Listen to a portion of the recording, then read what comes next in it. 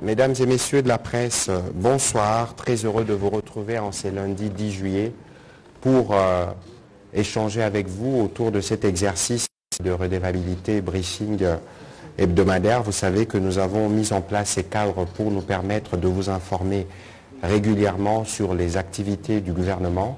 Vous avez suivi que le vendredi dernier, nous avions eu un conseil de ministres avec le président de la République et les membres du gouvernement où nous avons passé en revue la situation générale du pays. Et au cours de ce conseil, nous sommes revenus sur l'événement que nous attendons tous dans 18 jours, à savoir l'organisation des Jeux de la francophonie, pour lequel le gouvernement a mis le petit plat dans le grand. Vous savez que les infrastructures destinées à accueillir les différentes compétitions sportives ont été apprêtées, les derniers coups de balai sont en cours, mais qu'il y a des dispositions qui sont prises aussi tant au niveau sécuritaire pour assurer la sécurité des athlètes durant la compétition et de toutes les délégations qui vont arriver.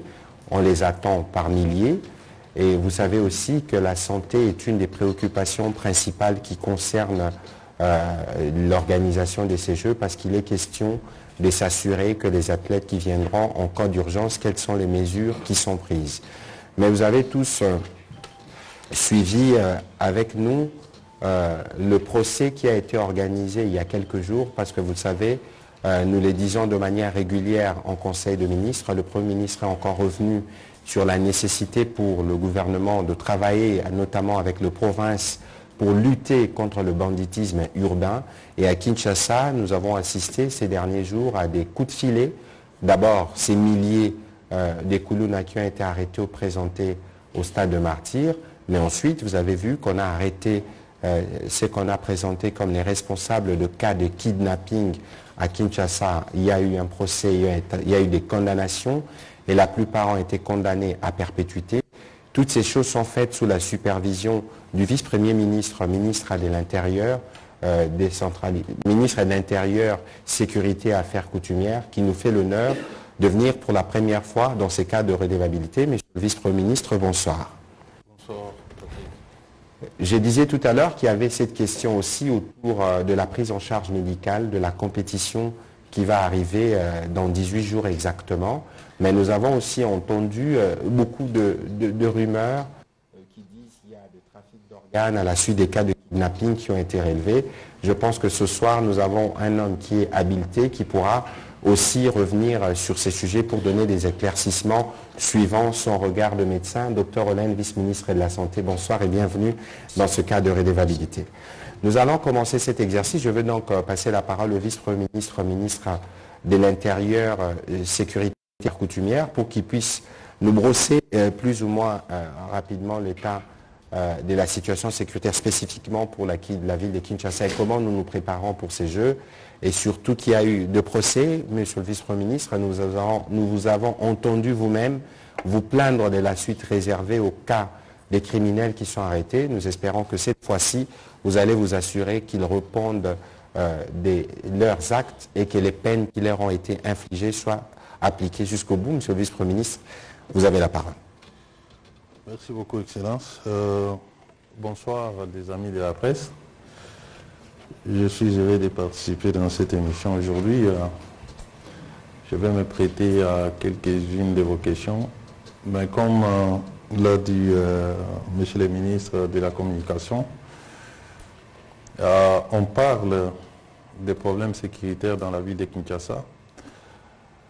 Ça part du vrai à l'imaginaire. Ce qui est vrai qu'il y a une certaine forme d'insécurité, communément appelée Koulouna. Il s'agit de jeunes gens qui s'organisent en bande, qui s'attaquent d'abord entre gangs, mais aussi s'attaquent à des paisibles citoyens qui vont à leurs occupations. Ce phénomène, nous l'avons trouvé, ça date de longtemps. Lorsque j'ai été nommé, une mission m'a été conférée, celle de lutter contre l'insécurité et restaurer l'autorité de l'État.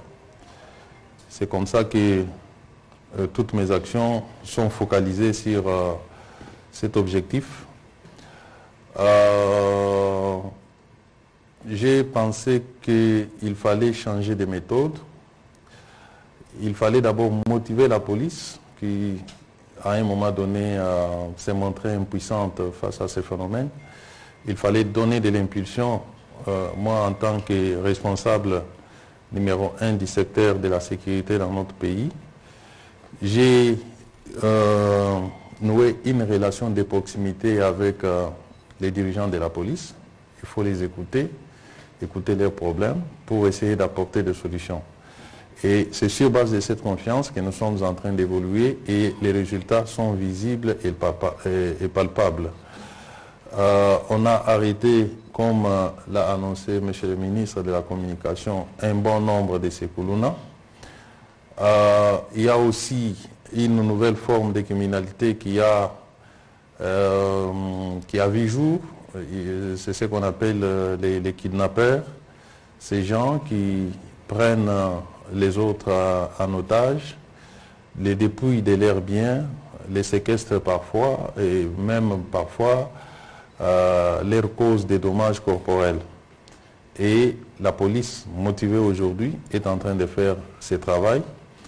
Je ne saurais pas rentrer dans les détails pour expliquer comment nous procédons, pour des raisons de stratégie, mais néanmoins, les résultats sont là. Nous sommes en train de faire sentir l'autorité de l'État, puisque l'État reste au-dessus de tout le monde. Personne ne peut défier l'État indéfiniment. Nous continuons ce travail et je pense que d'ici là, puisque nous allons intensifier des actions, nous avons d'abord ciblé Kinshasa comme la ville test pour voir l'efficacité des méthodes que nous sommes en train d'appliquer. Et après quelques jours, nous allons étendre dans nos provinces, partout où il y a l'insécurité, afin que nous puissions juguler cette situation qui nous frappe tous, puisque l'insécurité peut frapper tout le monde. Il y a aussi une autre forme d'insécurité, c'est celle qu'entretient les groupes d'Imobondo. J'espère que vous en connaissez un peu plus. Tout est parti d'un conflit de terres à Kwamout, où les Yaka et les Teke originaires se sont disputés des terres. Et ce phénomène s'est étendu dans d'autres provinces, notamment Kwango, Kwilu, Kinshasa. Aujourd'hui, on parle de ces individus qui s'éparpillent même jusque dans les Congo central. Le gouvernement n'a pas croisé les bras. Avec la police et l'armée, des actions ont été entreprises. Nous avons maîtrisé la situation à Kwamout. Aujourd'hui, Kwamout vit dans la paix. C'est quelques groupes de gens, ils se sont retranchés dans la profondeur. Nous sommes en train de nous organiser pour les traquer là où ils sont. J'espère bien que dans les jours qui viennent, nous allons éradiquer le phénomène Mobondo, puisque le gouvernement est plus que déterminé à mettre fin à cette insécurité pour que nos populations puissent vivre dans la paix. Voilà, Monsieur le ministre. Voilà, Monsieur le Vice-Premier ministre, et merci pour vos mots introductifs. Nous aurons l'occasion de revenir sur les deux aspects que vous avez abordés, parce que la question de Kwamout est une question essentielle. Je dois rappeler qu'il y a quelques jours, vous aviez tenu la conférence sur la sécurité des élections, une grande réunion autour de la sécurité des élections. Il y a évidemment la question de nos compatriotes de Kwamout, s'ils voteront ou voteront pas, seront-ils enrôlés ou pas. Je veux me tourner du côté du vice-ministre de la Santé. Nous savons que nous sommes en train de préparer les Jeux de la francophonie. Nous aurons l'occasion avec les professionnels des médias de descendre sur terrain, voir l'évolution de travaux et des différents sites. Mais nous voulons, docteur, que vous puissiez nous dire à ce jour où est-ce qu'on en est sur, notamment, on a parlé des ambulances de type A ou de type C qu'il fallait impérativement avoir, sinon des délégations ne viendraient pas. Qu'est-ce que vous pouvez nous dire en ce qui concerne les dispositions sanitaires pour la bonne prise en charge des athlètes durant les Jeux qui commencent le 28 prochain?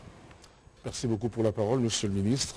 Je voudrais rassurer la communauté qu'au niveau du ministère de la Santé, toutes les dispositions sont prises et à ce jour, nous allons accueillir les Jeux avec une sécurité médicale. Vous avez suivi que les ambulances sont arrivées hier. Sur un total de 20, on a déjà reçu 16 de type A et localement, il y avait déjà des ambulances de type C qui pourront servir. Mais je voudrais aussi profiter de l'occasion pour expliquer aux gens, parce que les gens parlent de cette catégorisation d'ambulances sans peut-être comprendre de quoi il s'agit. Une ambulance de type A, c'est une ambulance qui assure un transport alité d'un malade, mais un malade qui ne va pas entrer en détresse respiratoire, donc les cas les plus simples. L'ambulance de type B, c'est l'ambulance qui va prendre un malade qui est un peu plus sévère, mais où on peut aussi réaliser des soins d'urgence, mais ce malade est un peu plus préoccupant. Enfin, on a les ambulances de type C, qui sont elles des ambulances de soins intensifs. C'est-à-dire une ambulance où un malade peut être en coma, on peut l'intuber, le ventiler et le transporter comme si on était dans un service de soins intensifs. Ça existe déjà au pays. Enfin, on a des ambulances de type D qui sont, elles, des ambulances destinées à prendre plus d'un malade. Voilà. Pour ce qui est des Jeux Olympiques, la norme de l'EIF nous exigeait d'avoir des ambulances de type A et nous avons le plaisir de vous annoncer qu'elles sont déjà arrivées et stockées à Kinshasa. Et nous recevons d'ailleurs ce soir les équipements pour assurer les Jeux en toute sécurité. Quels sont ces équipements qu'on va recevoir? Ce sont notamment les défibrillateurs. Vous savez que les sportifs sont exposés à la mort subite. Vous avez suivi certains footballeurs qui sont morts sur le terrain de foot. Et donc nous nous sommes assurés pour que pendant ces Jeux, partout où ils soient, même s'ils font un arrêt cardiaque, nous avons de quoi les réanimer et les gens ont été formés quant à ceux. Ensuite, concernant les médecins, nous avons procédé à la formation pour la gestion d'un afflux massif de blessés. On appelle ça le plan blanc. Ça permet justement aux équipes de trier rapidement et de transférer vers des sites sécurisés. Donc voilà un peu de manière ramassée pour vous dire que nous nous sommes déjà préparés et nous sommes prêts pour les Jeux de la francophonie. Voilà, il y a une question pendante à laquelle vous devez répondre tout à l'heure. On dit qu'il y a du trafic d'organes à Kinshasa. Docteur, est-ce que cela est faisable? Bon, là encore, je voudrais rassurer la population. Peut-être que les gens parlent de choses qu'ils ne comprennent pas. Une transplantation d'organes ou un trafic d'organes demande une infrastructure. Non seulement qu'il faut avoir l'infrastructure, il faut avoir des gens expérimentés. Des gens expérimentés pour prélever les organes, mais aussi des conditions de conservation et de transport. Et ensuite, il faut savoir que ces organes qui sont prélevés ont une demi-vie qui est très limitée. Par exemple, quand on retire un cœur, il ne peut survivre que 3 à 4 heures. Quand on retire un foie, il ne peut survivre en dehors du corps que 6 heures. Quand on retire un poumon, c'est 6 à 8 heures. Le rein, 1 jour à 2 jours. Mais ça ne suffit pas. Pour retirer un organe, ce sont des chirurgiens et des équipes entraînées. Et ça ne prend pas moins de 12 heures. C'est pour ça que je dis quand les gens parlent des choses dans les réseaux sociaux, ils ne savent pas de quoi ils parlent. Et au moment où on retire l'organe, on doit le transplanter directement. Sinon, ça ne sert à rien, ça ne va pas survivre. Et quand on regarde dans toutes ces conditions, monsieur le ministre, on pense que c'est assez irréaliste. Au niveau du ministère de la Santé, il n'y a aucune notification au niveau de nos zones de santé. Et non seulement ça, j'ai oublié de dire qu'il faut des laboratoires poussés. Parce que ce n'est pas n'importe quel organe qu'on va prendre, même si on a pris chez son frère, qui va marcher chez vous. Il y a ce qu'on appelle, comme des qu'on appelle la compatibilité HLA, en anglais, Human Leukocyte Antigen. Donc c'est une protéine qui est au niveau des globules blancs. Mais pour faire ce test-là, on ne peut pas faire ça à Kinshasa. Donc on ne peut pas se permettre de prendre un organe comme on va acheter du pain ou je ne sais pas quoi, et ensuite le mettre sur quelqu'un de manière désinvolte. Je voudrais ici rassurer les gens, c'est une technologie très poussée pour arriver à faire la transplantation d'organes. Parce que même chez nous ici, on peut avoir des reins, mais nous n'avons pas les reins de la même façon. Il y a ce qu'on dit des anomalies qui sont viables. Quelqu'un peut avoir un seul rein, mais il vit. Vous le cherchez là-bas dans le dos alors qu'il n'est même pas dans le dos. Donc, avant même d'arriver à faire un prélèvement d'organes, il y a une série d'examens à faire. Parce que même cet organe-là, le rein, chez d'autres personnes, ils l'ont au niveau pelvien. D'autres personnes n'ont qu'un seul rein. Donc vous allez faire une opération, vous ne savez même pas. Vous n'avez pas fait d'échographie, vous n'avez pas fait de scanner. C'est très complexe. Et ici à Kinshasa, comme je dis, les laboratoires pour le faire, la conservation, c'est très très difficile. Non seulement ça, le cadre légal. C'est vrai que dans notre pays, ce n'est pas autorisé. Les gens qui le font, c'est vrai que c'est de manière illégale. Mais pour le faire techniquement, qu'on ne vous trompe pas, ce n'est pas moins de 6 à 12 heures, parfois 20 heures. Donc ce n'est pas quelqu'un qu'on a kidnappé à 6 heures et à 6h30, il vous dit on m'a retiré un rein. Ce n'est pas possible. Soyez rassurés quant à ce, nous n'avons ni l'expertise, ni le plateau technique pour arriver à faire ces transplantations aujourd'hui. Nous espérons les avoir avec l'avenir, mais ça demande des années et des années de formation. Voilà, peut-être qu'on aura des cours d'anatomie pour situer le rein dans le corps humain. On en a appris et on en apprendra sûrement ce soir. On va commencer la série des questions avec... Je vous en prie, monsieur le vice-premier ministre, allez-y. À ce que vient de dire monsieur le vice-ministre, au niveau des services, nous n'avons jamais rencontré un rapport quelconque qui confirme les cas comment on dit, des transplantations ou des trafics d'organes, voilà, un réseau de trafic d'organes. Nous n'avons jamais reçu un tel cas et nous sommes à la recherche de cette information. Si cela s'est fait dans la ville de Kinshasa ou ailleurs, que les victimes se manifestent pour que nous puissions attester. Mais à ce jour, jamais nous avons reçu un tel cas. Ceux qui racontent, ils le disent peut-être pour le plaisir de le dire, mais les services, nous n'avons pas intérêt du tout à cacher des crimes qui seraient en train d'être commis sur notre sol, sinon nous serions complices. Donc, nous n'avons jamais enregistré un seul cas où on a amené une personne amputée d'un organe du corps. Voilà. Voilà, merci. On va commencer avec M. Grace Hamzaki de Radio Okapi.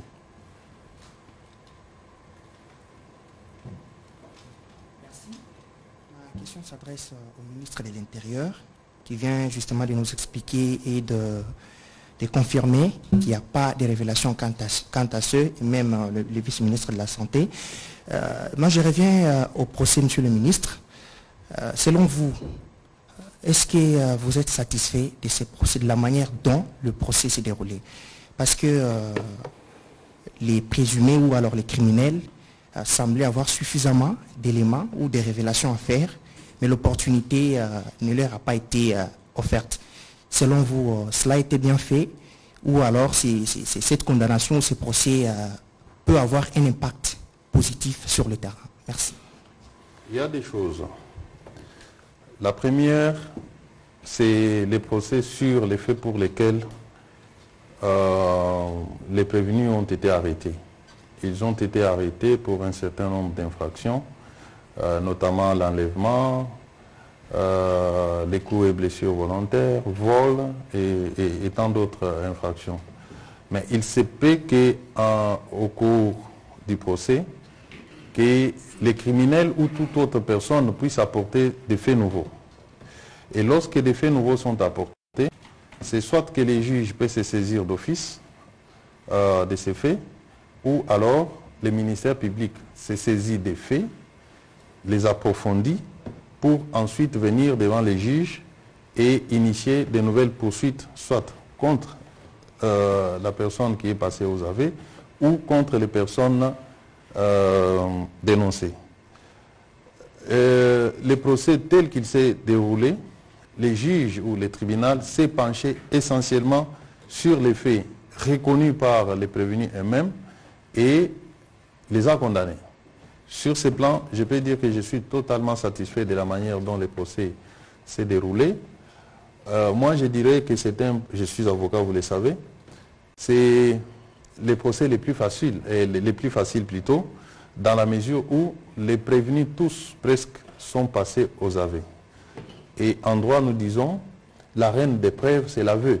Lorsque quelqu'un vous dit, c'est moi qui ai tué, c'est moi qui ai kidnappé, c'est moi qui ai volé, on n'a pas cherché d'autres preuves au-delà de ces déclarations. Donc, je suis totalement satisfait du déroulé du procès. Alors, est-ce que s'il y a des révélations, cela veut-il dire qu'on va fermer les yeux? Je dis non.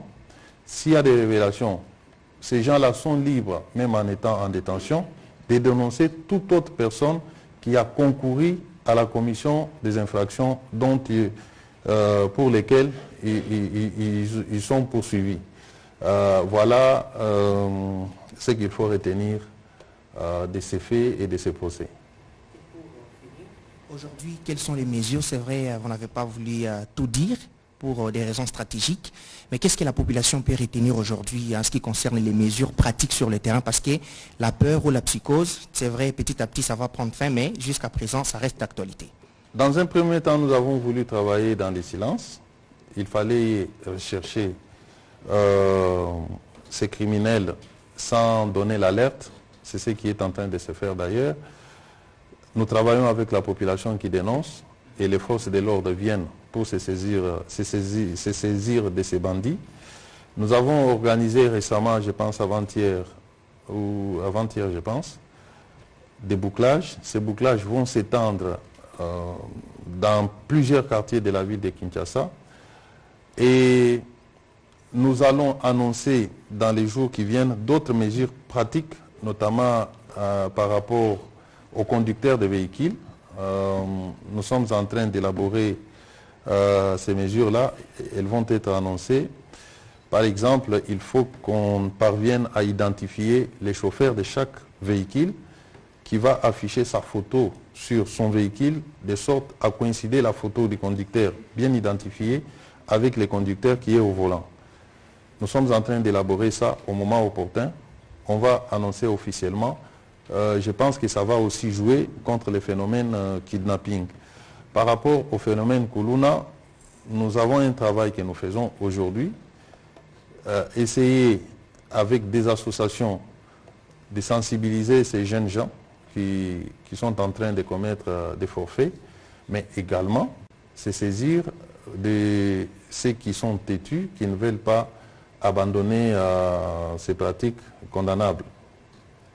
En complément à ce que disait le Premier ministre tout à l'heure, nous travaillons avec lui justement sur un numéro vert qui sera, nous l'espérons, le numéro d'urgence. Il y a entre-temps la police et nous avons communiqué dessus. Je demanderai à la RTNC de rebalancer ces différents numéros de téléphone. Il y a un numéro d'urgence de la police pour dénoncer des cas de kidnapping et un autre pour dénoncer d'autres cas de criminalité. En attendant la mise en place justement de cette plateforme autour du numéro vert qui permettra à ceux qui connaissent des problèmes de sécurité de les dénoncer. On va prendre la question de Jacques Amboka.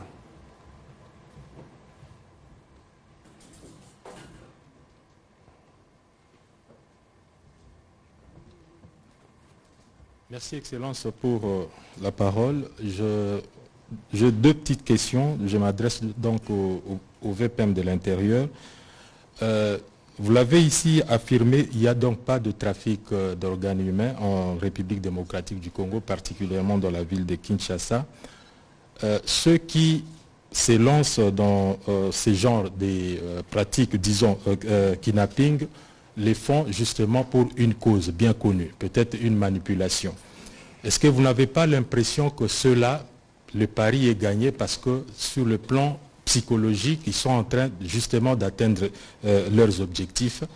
Et quelles sont les mesures que vous pouvez faire justement pour que vous puissiez persuader la population qu'effectivement il n'y a pas le trafic d'organes? Ça, c'est la première question. La deuxième, c'est en rapport avec le groupe Mobundo. La première partie de la question, vous pouvez répondre. La seconde, ministre de la Communication. À l'est du pays, nous avons le M23 qui, depuis des décennies, sème la terreur et la désolation au sein de la population. Et le M23 est qualifié du groupe terroriste. À l'ouest, nous avons le groupe Mobundo qui, à Kouamout, opère peut-être aussi de la même façon que le M23. Est-ce qu'au niveau du gouvernement, aujourd'hui, vous qualifiez le Mobundo comme étant un groupe terroriste? Voilà. Oui, merci beaucoup. Vous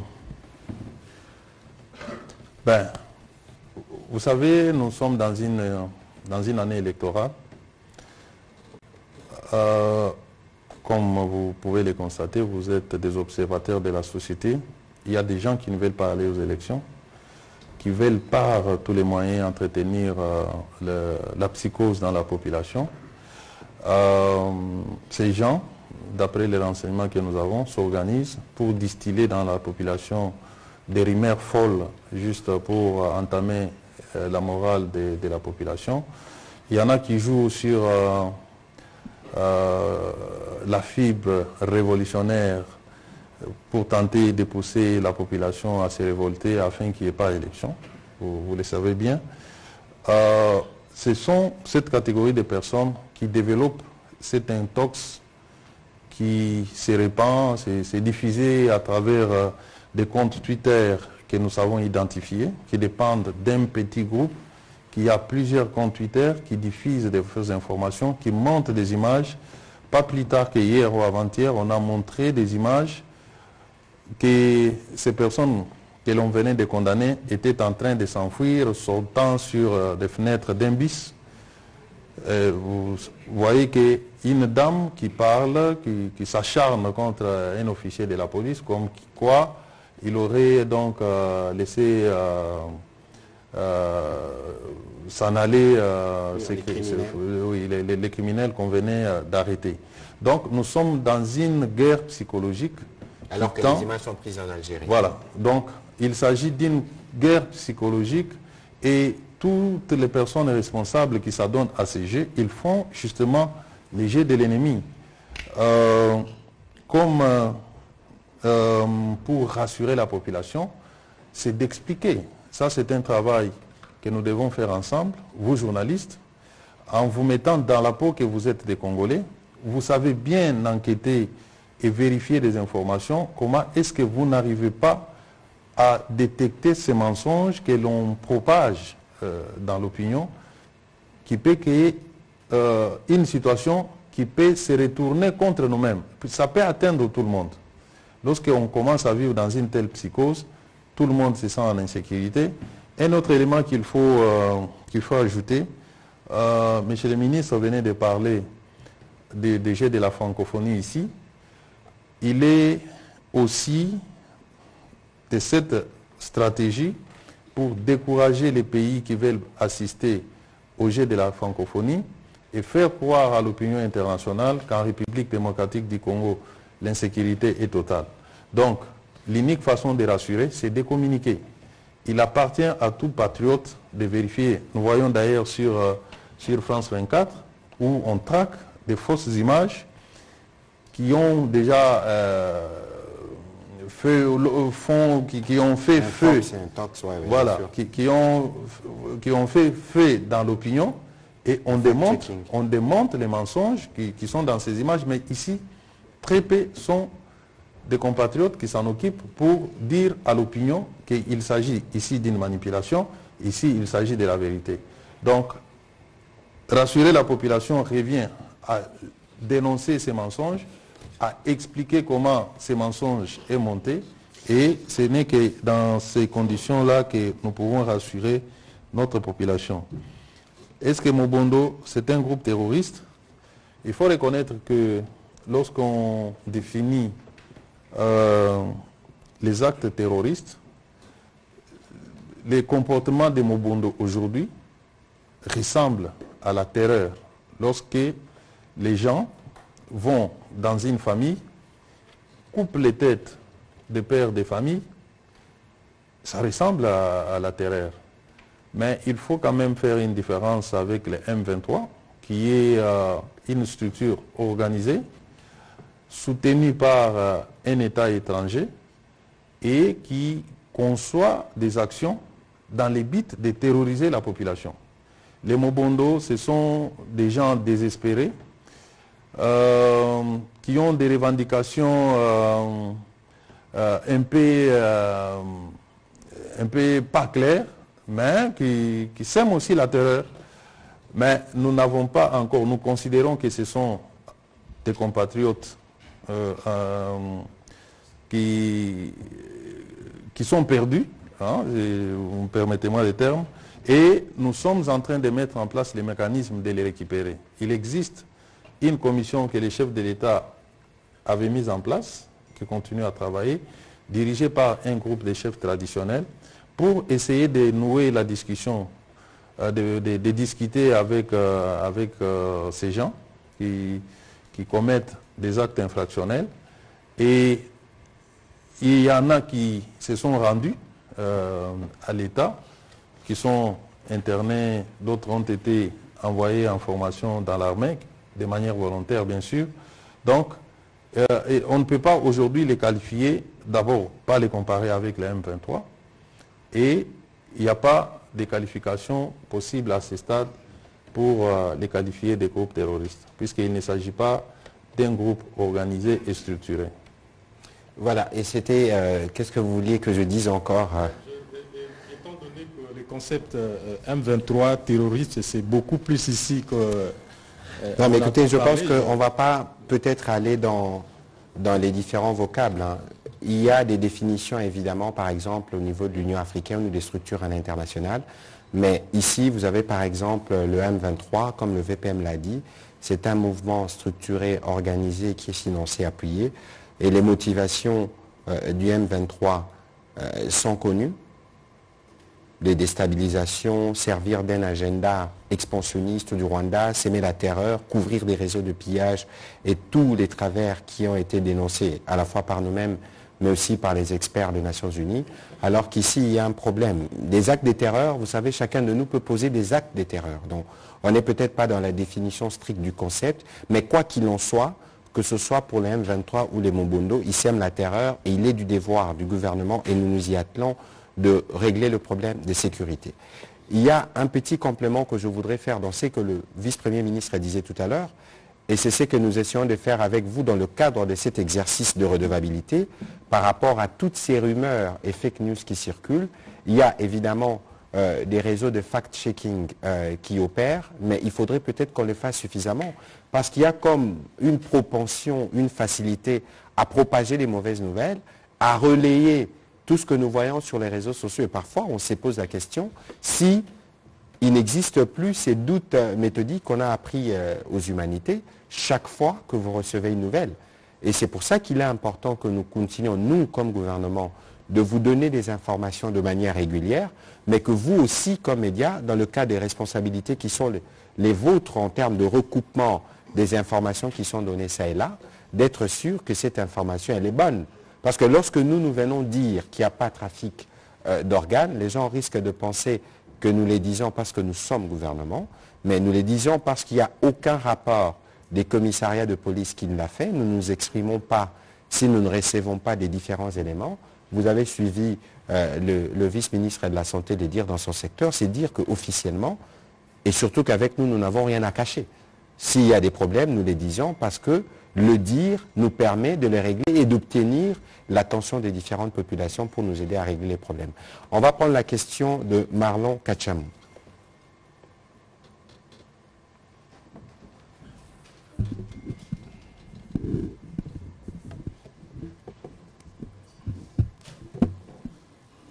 Monsieur le ministre, bonsoir. Bonsoir. Je profite de cette occasion pour vous souhaiter joyeux anniversaire. Alors, j'ai deux petites préoccupations. Monsieur le ministre, je commence par vous, monsieur le ministre de la Communication et Médias. C'est une question précise à propos de la réunion des 60 membres des partis politiques ONG rwandais anti-Kagame. Je précise bien anti-Kagame, qui devait se tenir, d'après certaines sources, à Kinshasa du 3 au 4 juillet, mais qui a été reporté sine die.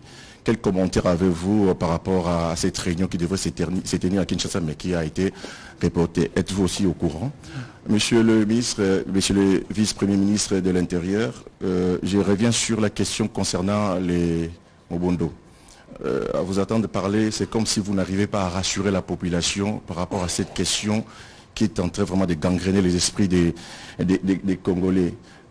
Quelles sont les stratégies mises en place pour réellement neutraliser ces groupes d'inciviques qui est en train de s'aimer la terreur, non seulement à Kinshasa, mais d'après certaines informations, ils opèrent déjà au niveau du Bas-Congo.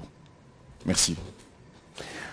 Voilà, peut-être que je vais demander au vice-premier ministre de continuer et je vous reprendrai juste après parce qu'il parlait déjà de Mobondo. Peut-être qu'il peut être peut-être plus détaillé. Je sais qu'il y a des opérations militaires qui sont en cours, la police, etc. Mais qu'est-ce qui peut être dit pour rassurer les compatriotes sur ce que nous faisons dans cette partie du pays? Je venais de dire tout à l'heure que les phénomènes avaient commencé à Kwamout. Au jour d'aujourd'hui, Kwamout est pratiquement pacifié. C'est grâce au concours de nos forces de défense et de sécurité, nous avons créé ce qu'on appelle interforce, c'est-à-dire il y a plusieurs forces, il y a la police, il y a plusieurs unités de l'armée qui sont mises ensemble, qui ont mené des opérations le long du fleuve jusqu'à 20 km de Kwamouth. La stratégie du commandant suprême consistait à préserver les vies des Congolais. Et je vous ai dit qu'il a mis en place une commission de pacification qui a quand même montré, qui a fait beaucoup d'efforts, puisque cette commission a permis la récupération de plus de 3000 Mobondo. Les Mobondo, ce sont des jeunes gens, Yaka, qui se sont sentis à un moment donné dépossédés de leurs terres, et ce sont des agriculteurs. Lorsqu'il y a eu des nouvelles telles que les terres ont été vendues à des particuliers et qu'on devait les évacuer, c'est ça la base du phénomène Mobondé. Donc il y a en quelque sorte, quelque part, une dimension sociale. Et ce sont ces gens-là révoltés qui s'organisent aujourd'hui et qui commettent des actes que nous sommes en train de déplorer. Donc, nous avons mis en place une approche holistique. Là où il y a plus de résistance, on utilise la force pour neutraliser, mais tout en laissant l'ouverture au dialogue. Mon ministère est en train justement de préparer un forum de paix qui va mettre ensemble l'autorité traditionnelle de tous ces espaces où il y a les phénomènes Mobondo pour essayer de trouver une solution pacifique. En même temps, on ne peut pas les laisser continuer à avancer. Ces derniers jours, il y a quand même un peu d'accalmie parce que nos forces de défense et de sécurité sont en train de travailler. Donc vous allez comprendre qu'il y a un souci de préserver, de ne pas faire trop de dégâts en vies humaines. Et en même temps, nous utilisons la fermeté pour essayer de rétablir l'ordre. Mais il y a d'autres mesures qui sont prises que je ne saurais pas malheureusement dire ici. Mais sachez que le gouvernement de la République ne dort pas tant qu'il n'y aura pas la paix dans notre pays. C'est clair qu'au-delà des opérations militaires et policières qui sont menées, il y a les questions humanitaires qu'on a soulevées avec Fabrice au dernier briefing pour toutes les populations déplacées, parce qu'il y a déjà des mouvements de retour, il y a évidemment de poches d'insécurité qui demeurent, mais ici il faut compter sur la stratégie du gouvernement pour que la question puisse être réglée dans son ensemble.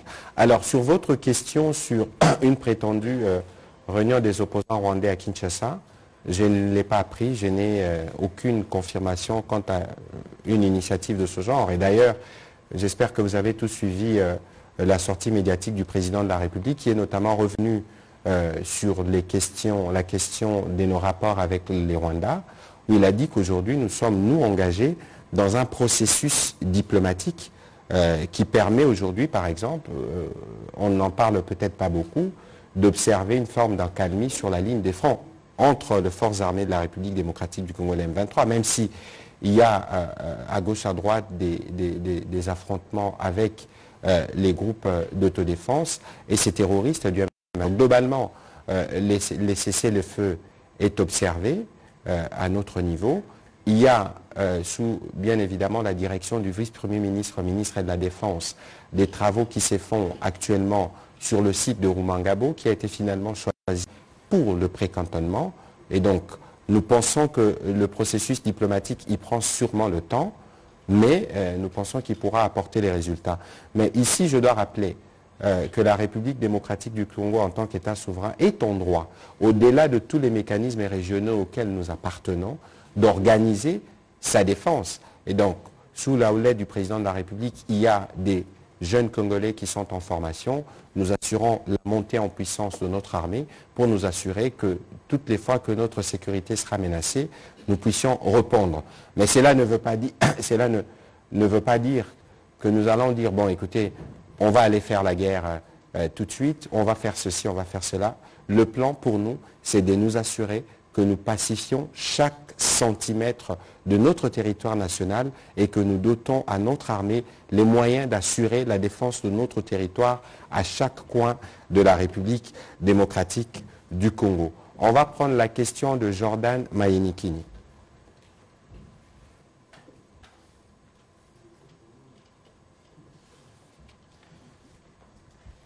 Oui, ça va.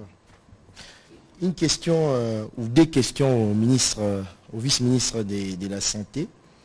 En fait, le gouvernement a déjà mis fin à l'obligation d'un test Covid-19 pour les personnes non vaccinées à la sortie du pays. Alors, j'aimerais savoir, pouvez-vous aujourd'hui dire au peuple congolais l'usage et la destination des recettes générées par les tests Covid-19?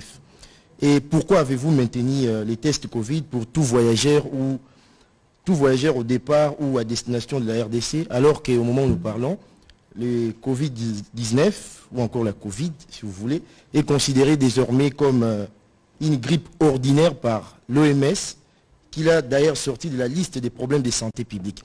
Et pour citer, qu'en est-il des arriérés des prestataires Covid-19 qui, jusqu'au moment où nous parlons, sont en train de réclamer plus de 15 mois d'arriérés de salaire? Merci. Merci pour ces deux questions intéressantes.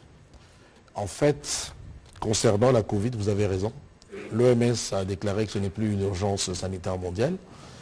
Et il vous souviendra que pour qu'on installe ces mesures barrières, un décret avait été pris par l'ancien Premier ministre, Ilunga Ilukamba. Et donc, on a des juristes ici, tout acte qui est posé pour l'annuler, il faut un autre décret. Mais avant de prendre ce décret-là qui retire ces tests, il y a ce qu'on appelle le secrétariat technique de gestion de la Covid, qui retrouve justement les experts en la matière, qui, après avoir fait les différentes études et évaluations, donne justement l'aval au Premier ministre pour prendre un nouveau décret qui annule le premier. Et je suis content de vous informer justement que le Premier ministre a déjà pris des dispositions. La réunion devait d'ailleurs se tenir aujourd'hui même, mais à cause des agendas, des conflits d'agenda qu'on a eu, on a reçu des délégations, on devait déjà la tenir le samedi pour pouvoir lever ces mesures, parce qu'effectivement, ça embête tout le monde. Incessamment, je pense que dès que son agenda va se libérer, probablement avant la fin de la semaine, vous verrez que le décret a été pris pour lever les mesures. Concernant la gestion de la prime, effectivement, il y a eu des mécanismes qui ont été justement établis par ce décret-là. Et comme je dis, c'est un acte juridique. Avant de le retirer ou d'arrêter, il faut un autre juridique contraire. Hein? Alors, l'autre question, c'était la gestion de la prime. Le décret a donné justement les détails de gestion. C'est ça que je vous dis. Si vous vous rapprochez de ce décret-là, vous allez voir que c'est le secrétariat technique de la Covid qui l'a géré, ce n'est pas le ministère. Donc cette question devait être posée justement au niveau du secrétariat technique. Mais comme je vous le dis, pour qu'on arrête ce test-là, ou pour qu'on arrête justement de prendre ces recettes-là, il faut un autre juridique contraire qui sera pris incessamment. Et donc on va revenir dessus parce qu'il a été même question qu'on se réunisse, le comité multisectoriel devrait se réunir pour voir comment lever. On va prendre la question de Pascal Moulegua et puis ce sera Gilbert Fundi. Ah, si vous n'avez pas de question, tant mieux. Gilbert Fundi. J'ai cru que vous aviez levé la main pour une question. Gilbert, vous pouvez vous avancer, s'il vous plaît. Il y en a parce que j'ai entendu le vice-premier ministre parler des miliciens Mobondo. Certains ont été envoyés en formation pour intégrer l'armée. Monsieur le ministre, c'est par quel mécanisme où des gens qui ont tué, violé, arrêtés par les forces de sécurité sont envoyés dans l'armée? N'est-ce pas revenir dans les travers du passé, comme l'a dit le président? Oui, merci. Je vous ai dit que le Mobondo, c'est un phénomène, je dirais, spontané d'une population qui s'est sentie agressée et qui a développé les réflexes d'autodéfense. Et dans la foulée, il y en a qui ont commis des crimes que je qualifierais peut-être de passionnels. Vous savez, lorsque chaque fois qu'il y a des conflits de terre, il y a toujours une passion, les gens peuvent s'entretuer. Mais comme je vous ai dit, il y a une dimension sociale dans tout ça.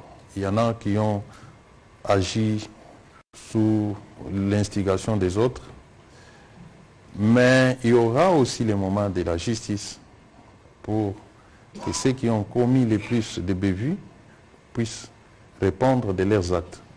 Mais il y en a qui les ont commis ou qui se sont vus entraînés, qui se sont retrouvés dans les groupes sans avoir commis des fautes, qui sont sortis de la brousse puisqu'ils s'étaient tous dispersés dans la brousse. La commission mise en place a été à leur recherche. Ils ont accepté de quitter la brousse et ils ont eux-mêmes souhaité aller servir le pays sous les drapeaux. Donc ce n'est pas comme le cas des rebelles qui se sont organisés, qui se sont armés, qui ont conçu des plans d'attaquer les pays, de tuer les compatriotes. Il y a quand même une différence entre ces deux catégories. Et nous pensons aussi que l'armée, lorsqu'on envoie quelqu'un dans l'armée, c'est aussi pour les transformer. Il y a ce qu'on appelle en droit des criminels primaires en psychologie, des criminels primaires. Moi, je considère une certaine catégorie de Mobondo comme des gens qui ont agi sous l'instigation des autres. On peut les récupérer, les resocialiser et les utiliser à de bonnes causes. C'est un peu ça la stratégie que nous avons mise en place. Je veux vous rassurer, Pascal Mnegwa, parce que il y a toujours un processus de vetting. Ça veut dire l'auditorat militaire qui s'occupe justement des enquêtes à ce niveau. On en avait parlé ici, je pense, avec le vice-ministre de l'Intérieur, qui est toujours là d'ailleurs, organise des enquêtes et de procès. Vous savez que même certains militaires ont été cités dans certains cas d'exaction qui ont été observés. Et donc, il y a eu un mouvement de masse, il y a des jeunes sûrement qui ont été entraînés, mais lorsqu'on les accueille, il y a toujours un processus d'identification, il y a toujours un processus de traitement, un processus de sélection. Et donc, lorsqu'on leur propose, pour ceux qui volontairement vont dans l'armée, on s'assure en amont qu'ils n'ont pas été impliqués parce qu'il y a des enquêteurs, il y a toujours des cas de dénonciation, tel était lié à tel crime, à tel endroit. Donc, de ce côté-là, soyez rassurés parce qu'au-delà de tout, c'est des jeunes Congolais, pour la plupart, pour qui il faut donner une réponse. Exactement comme nous essayons de faire avec le service national, qui aujourd'hui, vous avez vu, vous en avez parlé, qui de 4 ans est passé de 1000 à 15 000 tonnes de production. La main-d'œuvre, vous savez d'où elle est venue. Ce n'est pas seulement la production de maïs que vous avez vu, mais j'ai eu le privilège d'accompagner le président de la République dans les Kasaï. Ils construisent des écoles, ils construisent des routes, on a besoin de main-d'œuvre. Et donc aujourd'hui, nous ne nous priverons pas. Mais bien évidemment, comme nous tenons aux droits de l'homme, nous nous assurons que cela se fasse dans les respects, évidemment, de principe. On va prendre la question de Gilbert. Je voulais ajouter quelque chose par rapport à l'allusion faite aux déclarations du président de la République. Vous savez, lorsqu'il y a eu mixage, brassage, mélange, ces gens-là n'ont pas été soumis à une formation pour nettoyer l'air mental.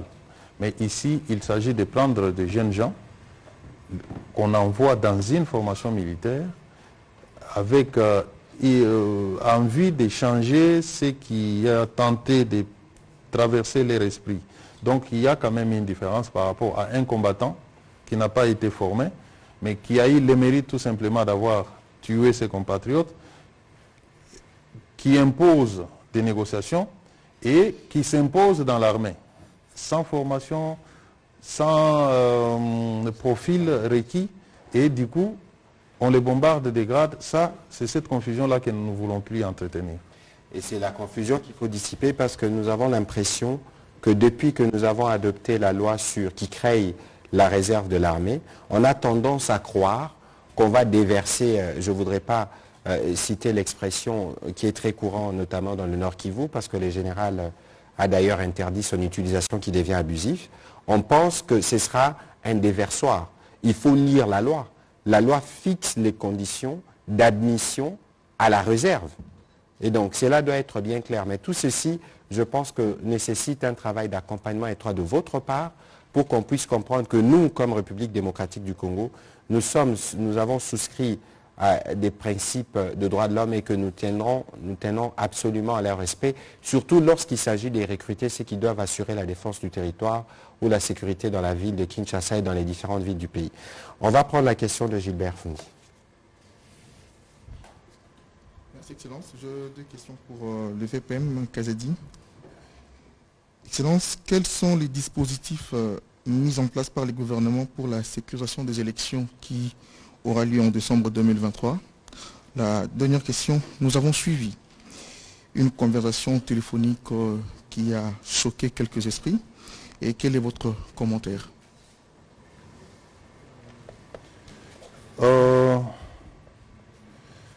Je suis le président du comité de pilotage de sécurisation du processus électoral.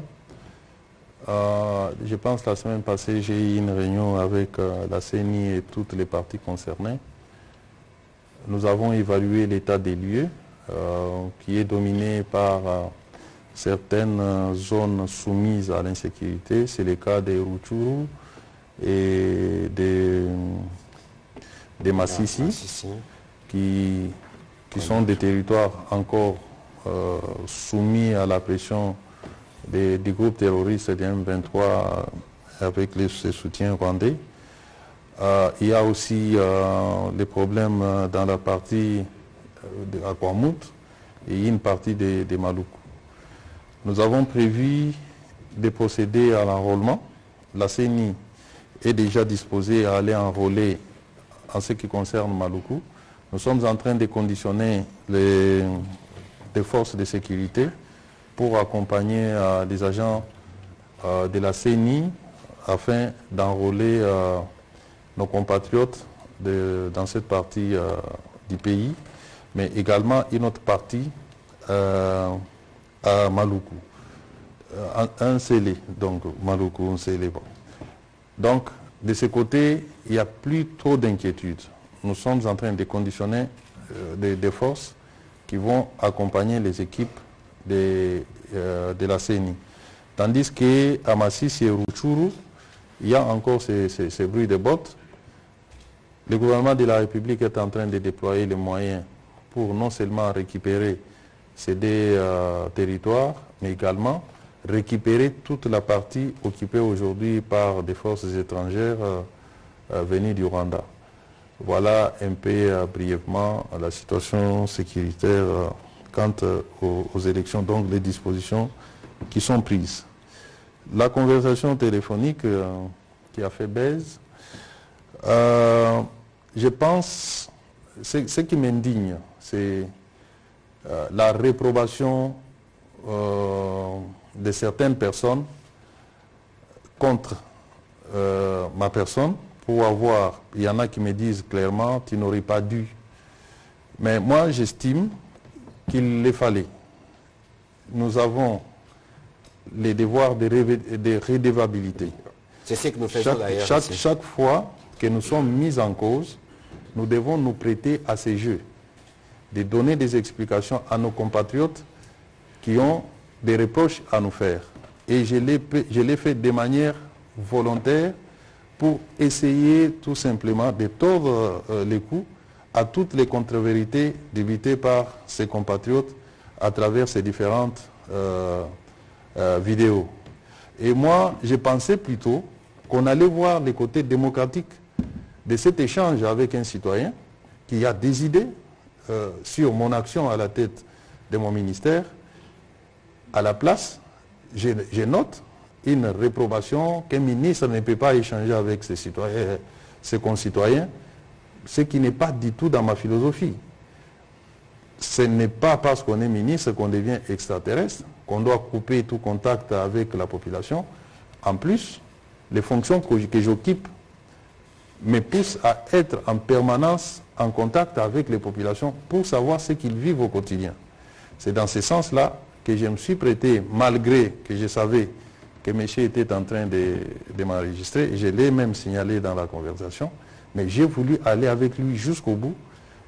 Il s'agit d'un acte qu'il faut féliciter, qu'un ministre, je suis citoyen comme tout le monde, échanger avec un compatriote qui malheureusement avait de mauvaises intentions, ne peut pas être considéré comme un crime ou bien manque de noblesse.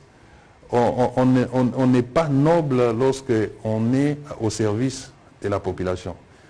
On n'est pas en avance la noblesse. Bien sûr, j'occupe des fonctions nobles, mais c'est au service de la population qui, lorsqu'elle a des préoccupations, je vais vous les dire, je suis dans certains groupes WhatsApp où j'échange quotidiennement avec nos compatriotes, parfois de manière répondant à des accusations violentes.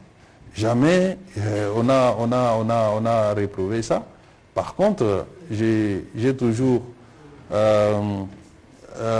vu les gens apprécier positivement chaque fois que je me prête à cet exercice de questions-réponses. Donc je pense que c'est un devoir de redevabilité qu'il fallait saluer, qu'il fallait même instaurer. Vous avez vu il y a des jours, le chef de l'État s'est prêté au même exercice où il a répondu aux préoccupations de la population à travers des questions-réponses, lui poser les questions de la population. Donc, pour moi, je ne m'en veux pas d'avoir... Monsieur le vice-premier ministre, la démocratie, évidemment, elle est bien difficile parce que parfois on arrive à discuter avec des personnes avec qui nous n'avons pas la même opinion, pas la même position. Ils ont des opinions peut-être tranchées, mais il est de notre devoir, parce que nous sommes gouvernement, de répondre à la fois à ceux qui sont opposition, ceux qui sont majorité, ceux qui nous aiment, ceux qui ne nous aiment pas, mais l'essentiel pour nous, c'est de nous assurer que nous sommes disponibles quand les Congolais ont besoin de nous. On va prendre les dernières questions parce que je vois que nos interventions en suscitent plusieurs. On va commencer par, je vais appeler Faustin, Jacques Moulouba, Félix Matuidi et on terminera par Patrice Boto en Lingala. S'il vous plaît, Faustin Kodesala. Jacques, vous pouvez avancer, nous prendrons la série pour nous permettre de faire une économie de temps. Merci. Merci Excellence. Excellence, Monsieur le VPM, si vous permettez, je voudrais rapidement revenir sur la première question qui vous a été posée, sur les procès, sur les condamnations de kidnappeurs. Vous avez dit comme avocat, vous étiez satisfait parce que c'est le plus facile de tous les procès, pour autant que les inculpés sont vite passés aux aveux. Mais quelque part, ce procès avait aussi valeur de pédagogie pour décourager ceux qui tenteraient de rejoindre ces réseaux. Est-ce que vous ne pensez pas quelque part que la vérité a été un peu étouffée? Vous avez laissé le temps à ces gens-là de s'exprimer, de dire qui sont derrière eux, comment ils opèrent. Si vous êtes satisfait comme avocat, mais au niveau du public, quelque part... Est-ce que c'est le vice-premier ministre qui rend justice? Je ne comprends pas. Non, parce que dans votre moyen productif, monsieur le porte-parole, vous l'avez présenté comme superviseur de tout ce qui est... Ça veut dire que l'opération... Donc je lui pose la question dans ces cadres-là. Dans ces cadres-là, voilà. Pas en tant que c'est lui qui a rendu justice. Pas forcément. Et au vice-ministre de la Santé, Excellence, vous avez été correct par rapport au trafic d'organes. On sent l'expertise évidemment, mais quelque part aussi il y a une prolifération de médecins qui ne sont pas forcément répertoriés par le conseil d'ordre de médecins. Je ne vais pas stigmatiser une communauté, il y a notamment des médecins indiens. Au niveau de l'ordre des médecins, on s'est plaint qu'il y a des médecins qui opèrent au Congo, mais qui ne sont pas reconnus par l'État congolais, particulièrement par le conseil de l'ordre. Est-ce que vous êtes disposé à mettre de l'ordre un peu dans ces secteurs-là? Ok, monsieur le vice-premier ministre, allez-y. On essaie de faire juste une économie de temps pour prendre les autres préoccupations. Effectivement, les procès, nous l'avons voulu sous cette forme-là pour que ça serve de pédagogie, effectivement. Et la question qui revient, c'est de dire que la vérité a été étouffée. Je ne sais pas de quelle vérité on voulait avoir, mais je l'ai dit tantôt, nous avons des services qui travaillent, qui ont capté certains propos exprimés à mi-mot. Notre rôle, c'est de continuer à creuser pour savoir si réellement il y a des choses qui n'ont pas été révélées. Ici, actuellement dans notre société, les gens font plus confiance à des déclarations des réseaux sociaux. Il suffit que quelqu'un, derrière son téléphone, dise que tel a fait ceci. Tout de suite, on prend ça comme une vérité d'évangile. Et on pense qu'il en est ainsi. Alors, lorsqu'il y a des gens, j'ai vu personnellement ces gens-là dire que non, voilà, l'enquêteur là, il a pris mon argent, tout ça, ce sont des choses qui ont été captées.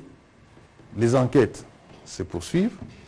Si des responsabilités sont établies, qu'il y a des agents de l'ordre qui collaborent avec ces criminels, ils seront déférés devant la justice. Je ne vais pas vous parler de mon expérience d'avocat. J'ai eu à défendre des bandits et je savais comment ils opèrent pour tout simplement dérouter les juges pour qu'ils ne savent pas quelle voie prendre pour parvenir à les condamner. Souvent, ils agissent en choréité, c'est-à-dire en groupe, mais lorsqu'ils se présentent devant les juges, ils se réunissent mutuellement. Tu connais celui-ci? Non, je ne le connais pas. Il faut beaucoup de ténacité et de tactique pour parvenir à prouver judiciairement que ce sont des gens qui ont opéré ensemble. Donc ça sont des techniques des criminels endurcis.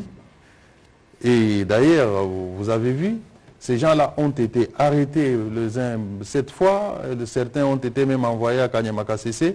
Ce sont des gens qui sont déjà ancrés dans les crimes, qui savent comment contourner la justice. Heureusement, cette fois-ci, c'était plus fort qu'eux. Ils sont passés aux aveux, ils ont été justement condamnés et aujourd'hui placés en détention. Nous pouvons dans un premier temps nous contenter de ça. Les restes, les enquêtes vont se poursuivre pour essayer de voir s'il y a eu une collaboration avec les officiels. Docteur, pour les questions qui vous concernent? Je voudrais vous rassurer. D'abord parce qu'on a une opportunité, je pense que tout le monde sait que nous sommes en train de lancer la couverture santé universelle, qui est la vision du chef de l'État, pour permettre aux gens d'accéder aux soins, des soins de qualité, et sans qu'ils puissent s'appauvrir. Et une des choses sur lesquelles nous allons nous atteler, que nous sommes déjà en train de travailler, c'est de remettre la norme. Il y a eu des instituts d'appui qui ont été créés, notamment l'Institut comme l'ARC-CSU, qui va même aller voir les hôpitaux. L'Institut comme il y a l'ARC-CSU, il y a l'INSP, ce sont des instituts d'appui. Est-ce que vous pouvez nous dire INSP c'est quoi? Comme ça, l'Institut national de santé publique, merci. On se met au même niveau que vous. L'agence de régulation, de coordination de la couverture de santé universelle. Ces agences ont rapport mission justement, non seulement en appui avec l'inspection de la santé, d'aller voir si les soins qui sont dispensés dans les hôpitaux sont des soins qui sont recommandés. Et ce soin-là, est-ce qu'ils sont conformes à la norme? Mais au-delà de ça, comme vous savez, nous avons les ressources humaines. Il y a une grande réforme qui est en train d'être faite au niveau du ministère, où on est en train justement de regarder, et même au niveau de l'ordre, peut-être que vous n'avez pas vu arriver cela, mais maintenant, il ne suffit pas d'avoir le diplôme de médecin pour avoir un numéro d'ordre, mais on fait passer des tests. Je ne sais pas si vous êtes au courant. Depuis 2-3 ans, pour avoir le droit d'exercer au Congo, le diplôme ne suffit pas. Il faut en plus passer des tests pour qu'on évalue le niveau, si vous avez vraiment mérité ce Donc diplôme. les médecins indiens qui opèrent dans certains hôpitaux à Kinshasa ont passé ces tests. Alors, il y a maintenant le leadership que nous sommes en train d'emmener. Nous sommes en train de remettre de l'ordre dans tout. Il y a eu des choses qui ont été faites, des procédures qui n'auraient pas été respectées. Et c'est là justement que je dis, comme on a l'opportunité de mettre la couverture santé universelle, nous regardons tout ça et avec le travail que nous faisons au niveau de l'ordre, avec la digitalisation par exemple, il ne sera plus possible de manipuler les diplômes ou un numéro. Celui qui va être accrédité, c'est celui-là qui aura passé toutes ces étapes de contrôle que nous sommes en train de mettre. Laissez-nous un peu de temps encore, vous allez voir. Et même au niveau de l'ordre, vous avez vu qu'on a supprimé certaines universités. Avant, on avait plusieurs facultés qui pouvaient dispenser des cours de médecine, mais le ministre de l'Enseignement supérieur aussi a remis de l'ordre. Et je pense que tout ça rentre dans la vision du chef de l'État, de remettre toutes les choses comme elles doivent se faire. Et au niveau du ministère de la Santé, comptez sur nous, parce que c'était la question, si on va vous arriver à aider à mettre de l'ordre dans ce secteur, nous allons y arriver avec le leadership et l'appui du chef de l'État. Comptez sur nous. Voilà, merci. Jacques Moulouba. Merci. Je m'adresse au VPEP de l'Intérieur. Monsieur le vice-premier ministre, nous avons été dernièrement surpris par un communiqué de la CENI, je parle élection, déplorant la présence des agents de vos services dans le bureau de traitement des dépôts de candidature. Qu'est-ce que vos agents sont allés faire dans ce centre alors que la CENI qui organise les élections est indépendante? Est-ce pour épier, pour fouiner? Comment justifiez-vous la présence de vos agents dans ce centre? Une question. Pardon? Est-ce pour piller? Non, épier ou fouiner. Ok, c'est bon. Une question au vice-ministre de la Santé. Je crois que Faustin m'a presque vidé, mais une petite précision. Parmi ces médecins expatriés qui opèrent en République démocratique du Congo, peut-être qui ont tous les documents, est-ce qu'il n'y en a pas qui soient capables d'opérer des greffes d'organes, par exemple, à partir de leur pays? Merci. Merci. Allez-y, monsieur le vice-ministre, on va revenir sur le VPM. Bon, ça vous me donnez des capacités de devin, de deviner la compétence de ceux qui viennent. Mais déjà, s'il y a un médecin étranger qui preste au Congo, soyez rassurés que nous avons pris les conditions pour nous assurer qu'il est médecin d'abord. Mais deuxièmement, pour savoir si ils ont les compétences pour le faire, ils peuvent avoir les compétences. Et je vous ai parlé de plateau technique. Le problème n'est pas seulement le problème d'hommes, c'est un problème de plateau technique, de laboratoire et aussi de la fragilité de ces organes. Et ça ne peut pas se faire dans n'importe quel hôpital. Ça doit être un grand hôpital où on sait qu'il y a une intervention. On ne va pas mettre 12 heures, 15 heures, 20 heures à le faire dans un lit gablot. Même s'il y a ce médecin-là qui a ses compétences, mais il ne pourra pas le faire ici parce qu'il faut des examens qu'on fait en avant, pendant et après. Et aussi, le malade qui a reçu un organe, ce que j'avais oublié de dire, ce malade-là va prendre un médicament qu'on appelle immunosuppresseur à vie. C'est-à-dire que ce n'est pas qu'on vous met quelque chose et puis du jour au lendemain, vous reprenez. Non, non. On va vous donner un médicament pour éviter justement que vous fassiez ce qu'on appelle le rejet. Parce que si vous ne prenez pas ce médicament-là, l'organe va disparaître. Et quand on met ensemble toutes ces conditions, ce n'est pas possible pour le moment. Pas parce qu'il manque d'expertise, mais il y a aussi l'environnement et l'infrastructure. Et qui détermine en lui seul la réussite de ce genre de... Mais est-ce que les trafiquants d'organes ont besoin de plateaux techniques? Parce qu'ils savent qu'ils font des trucs délictueux. J'ai bien dit ici qu'il faut des conditions pour conserver les organes. Déjà, quand je parle du cœur qui ne peut vivre que 4 heures, et pour retirer le cœur, en parlant justement d'infrastructure, il y a ce qu'on appelle la circulation extracorporelle. On vide votre corps de sang, on met une machine qui remplace votre cœur pendant qu'on est en train de vous opérer. Ce n'est pas possible. Et non seulement quand on a prélevé, il faut des conditions, des containers spéciaux.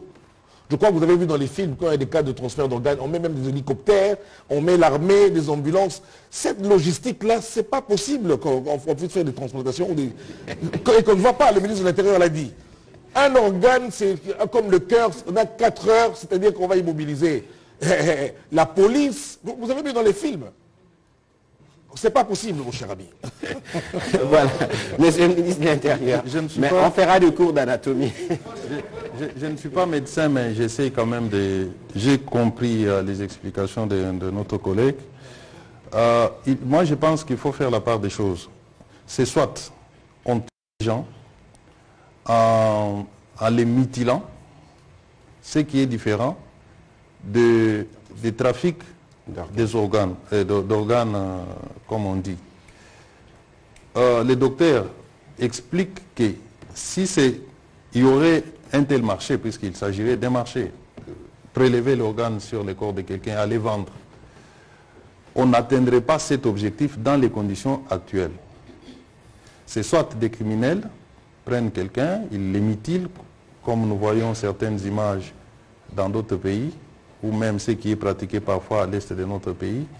Mais quant à prélever les organes pour aller les vendre et constituer un fonds de commerce, c'est impossible d'après ce que les docteurs expliquent, puisque vous pouvez beau prélever les cœurs, au bout de 4 heures, vous ne saurez pas bien les garder. Et d'abord, vous avez des difficultés à les prélever pour qu'ils soient vivants. Il faut prendre les cœurs vivants, sinon vous les tuez, ils ne servent à rien. Donc c'est un peu ça ma compréhension. Pour revenir maintenant à...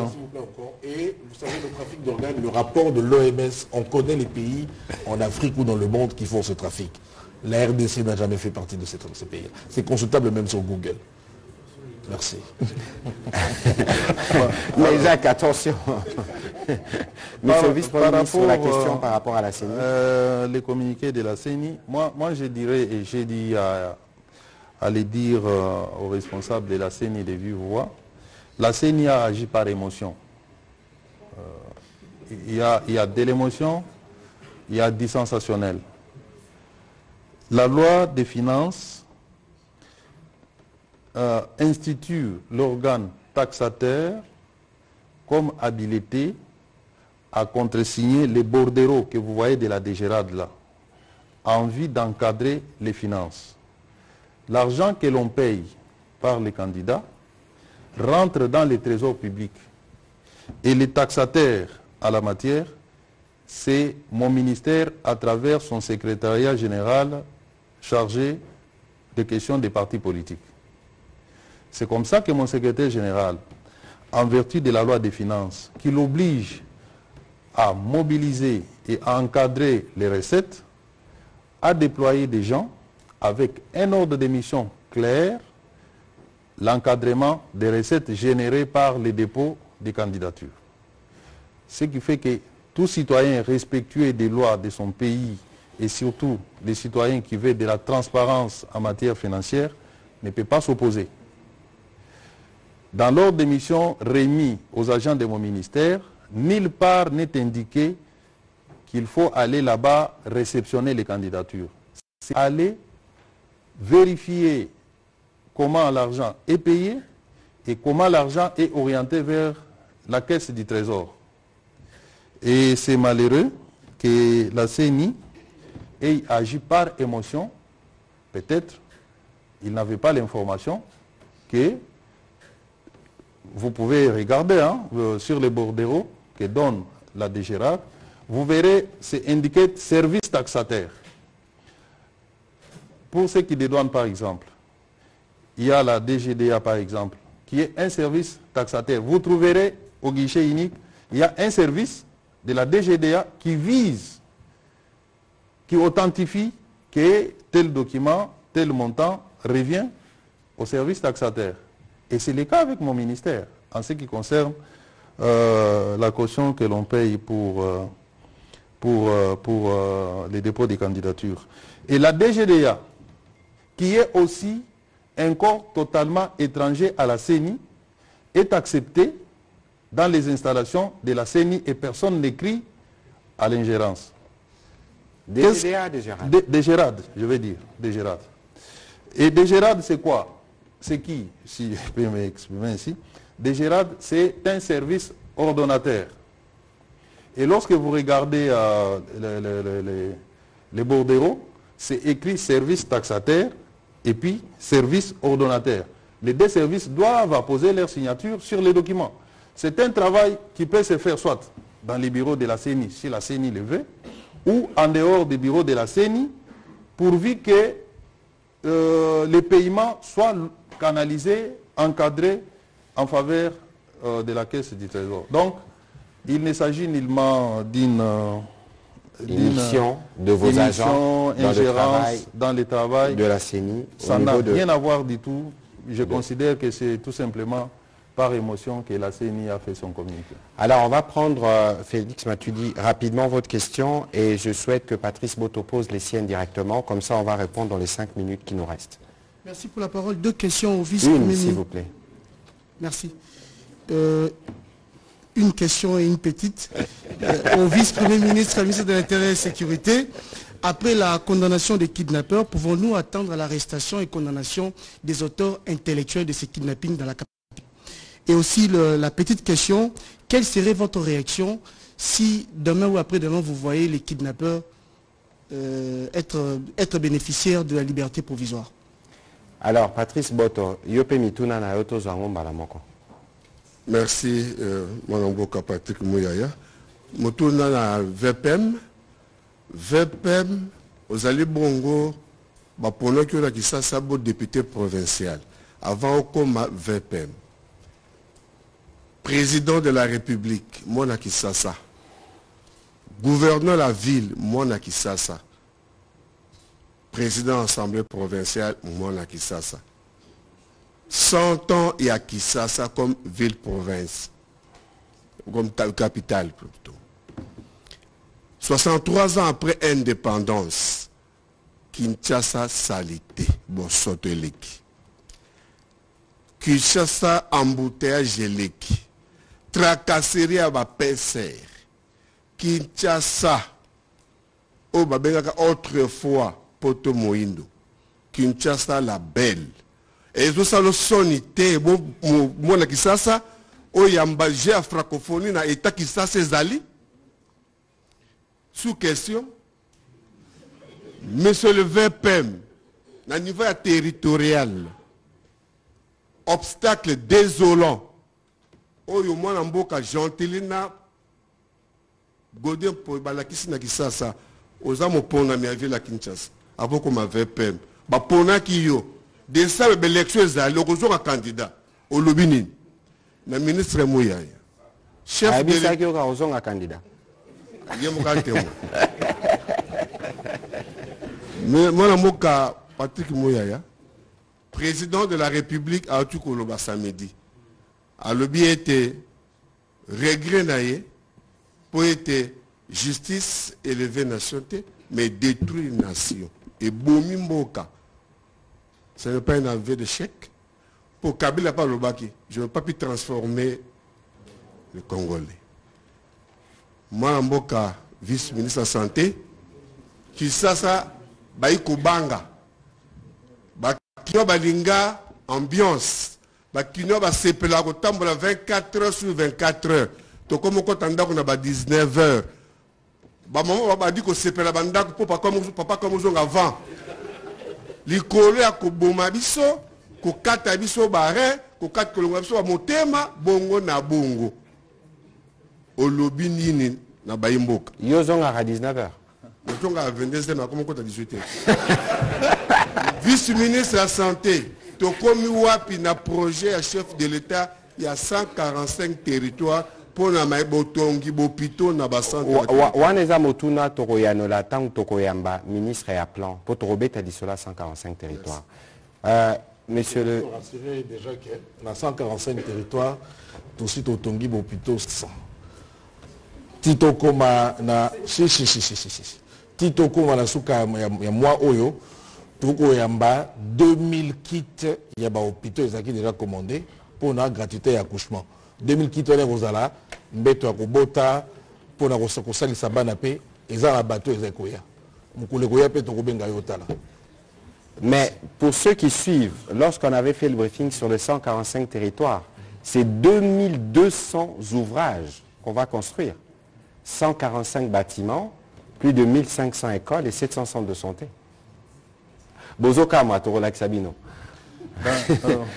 VPM, allez-y. Oui. Comme ça, on va conclure cet exercice. Il y a la première question sur les auteurs intellectuels. Ah, ok.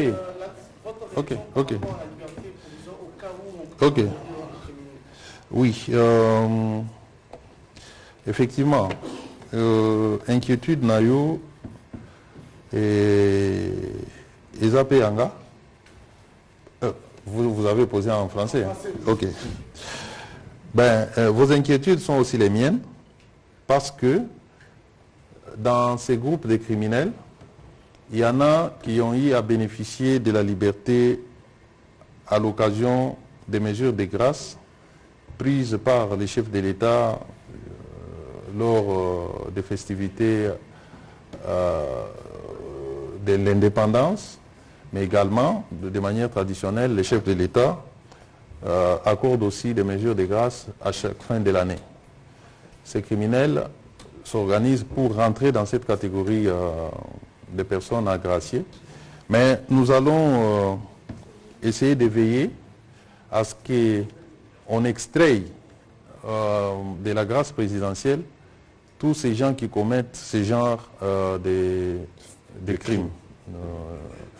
Donc je vais essayer de parler avec ma collègue ministre d'État en charge de la justice pour que nous puissions lutter contre l'insécurité, c'est aussi renforcer la législation. Donc chaque année les chefs de l'État prennent 2 fois des mesures de grâce et souvent après 6 mois ces gens qui sont condamnés sont graciés. Donc je pense que nous allons essayer de jouer là. Mais je serais vraiment étonné si demain je les voyais en train de circuler sur les voies de Kinshasa sans avoir purgé leur peine. Ça, vraiment, je serais vraiment déçu. Ça, vous pouvez être très sûr. Vous avez aussi parlé des auteurs intellectuels. Bon, on parle des auteurs intellectuels lorsqu'on les cite. Où on laisse entendre qu'il y a des gens qui les ont envoyés à commettre des crimes. Mais là, moi, j'ai assisté aux personnes qui reconnaissent avoir commis les actes de manière volontaire. Et je crois aussi avoir répondu en partie à votre question tout à l'heure. Les enquêtes se poursuivent. Ce n'est pas parce qu'on les a condamnés. Ils peuvent collaborer avec la justice à partir de là où ils sont. Ce n'est pas le fait d'avoir été condamnés qu'on ne peut pas les consulter ou les interroger sur d'autres personnes qui auraient travaillé avec eux. Donc, soyez rassurés qu'on mène des enquêtes là-dessus. Par rapport à la saleté de Kinshasa, on a noté... Bosoto Nagata à Kinshasa, Nangonga Oyo Nazalaki député provincial, Nazalaki Kosala pression moins mingi sur les gouverneurs et son gouvernement, lesquelles pressions ont abouti à la démission du ministre des Finances. Et aussi, il y avait un effort qui se faisait avec Kin Bopeto, où quand même, Bazalaki qu'on nettoyait Babalabala, mais depuis un temps, tout ça au monde en est, moi, Misalango Salinete Telemi, n'a tout nité, compte tenu à la fonction actuelle, n'a beaucoup plus concentré sur des questions sécuritaires, mais n'a banzi na gouverneur tout solo la bien, n'a tout naé, pour la nini, vu les acopés sa impression oyo ozali ko déplorer. Na o Italie tracasserie policière, na habité ce que Solanda, ngamo na sala pe patrouille. Na kangisa pe ba policier oyo bazali ko sala trouble. Na premier jour oyo na zoki ba fonction, na lobaki ngai moko je vais me traiter durement. De sorte que mutu oyo akopengwa azala policier, azala incivique, nakozala na remorte ya ko traiter peu durement. Depuis naza awa, ezana ba procès ici salami contre ba policier. Procès moko salamaki na kan Lufungula. On a eu à condamner ba policier ngamoko na kendaki na assister na procès wana. Ba policier oyo ba malmenaki mwana muke oyo salaki base awa. Ils sont aussi condamnés. Et lingi koloba, politique nga nazana yango, ezali à tolérance zéro.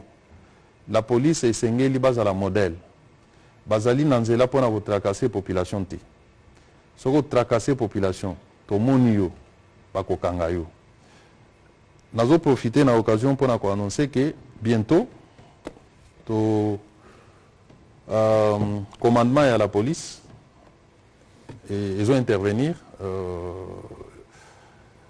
dans quelques heures, pour notifier le commandant de la ville, Yassika, Mokonzamboka, Assassi Makambwana, et Tikalaki total en Dengeni et Sengela tout notifié.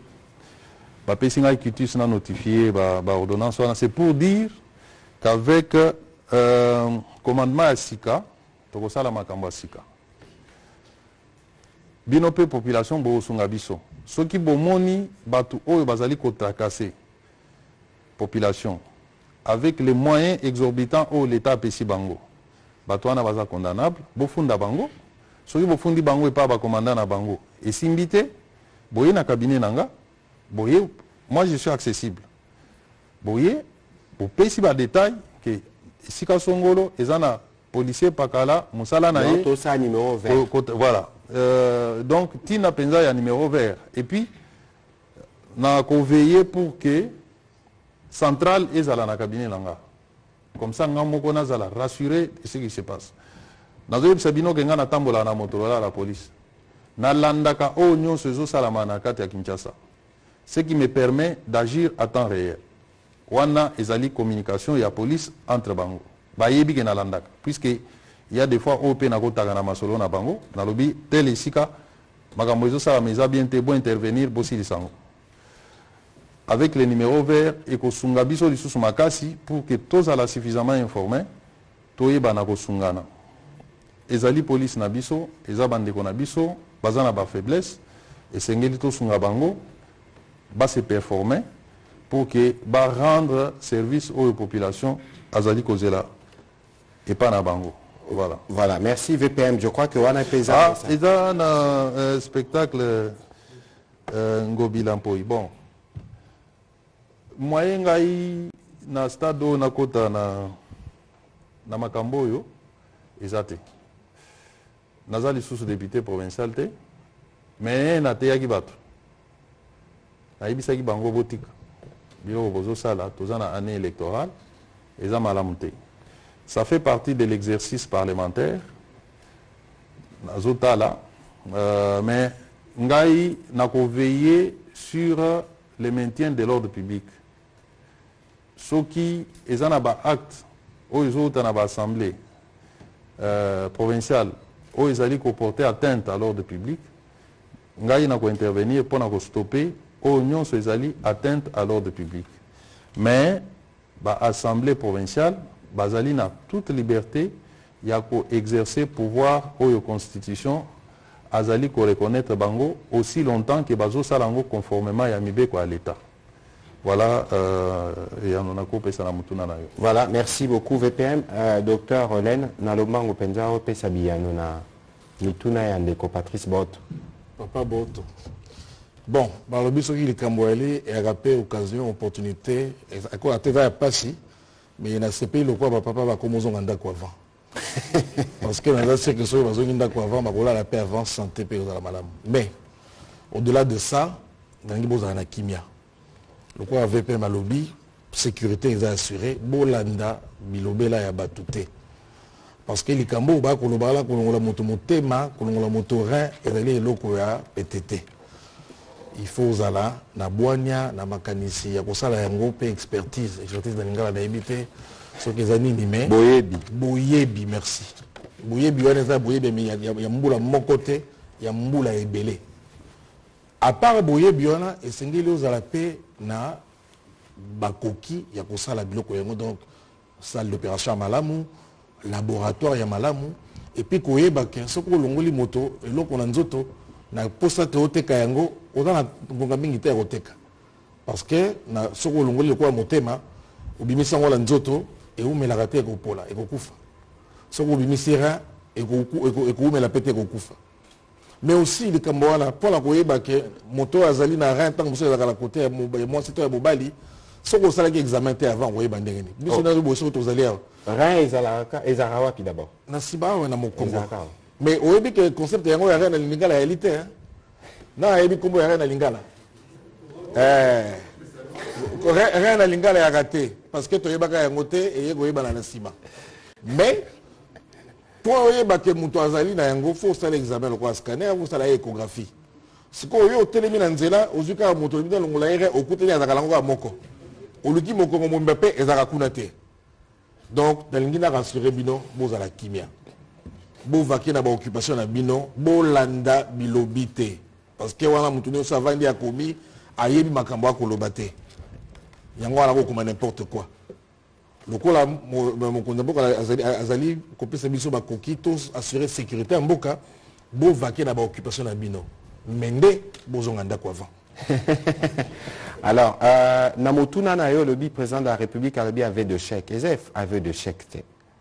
Omoni na lobakawa bokoki ko reprocher biso nyonso. Mais bokoki ko reprocher biso volonté à ko changer autokutite.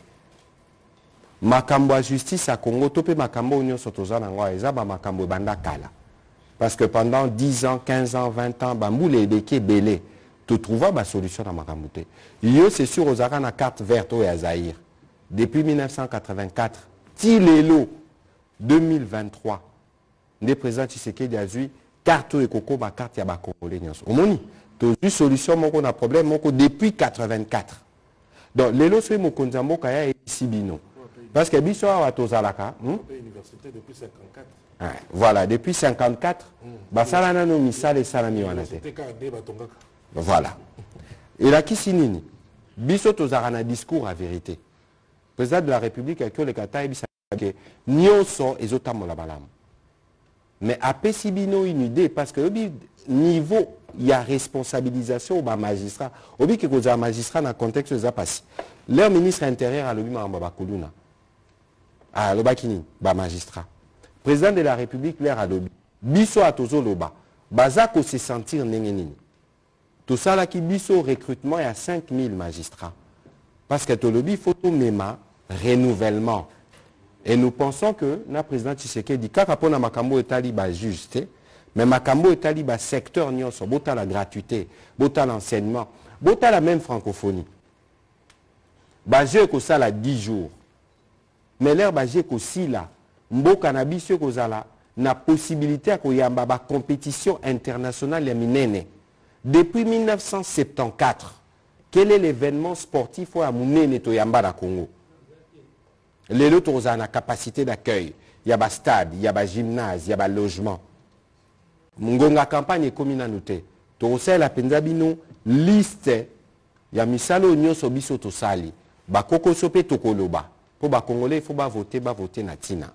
Alors, monsieur vice-premier ministre, on va terminer cet exercice aujourd'hui. Je ne peux pas terminer sans dire merci. J'ai reçu beaucoup de messages de vœux pour mon anniversaire. Mais on ne pouvait que répondre à l'appel de la patrie parce que ce n'est pas parce qu'on est né le 10 qu'on devait ne pas venir rassurer les Congolais à travers les réponses qui ont été données ce soir par le vice-premier ministre et le vice-ministre de la Santé. Patrice Broto, Pessingaï Kadote, Kaka Koloba Loba, Namoni Pe Moutoua Pessingaï Kado Awate. Mais merci à vous. On a fini. Merci, bonne soirée.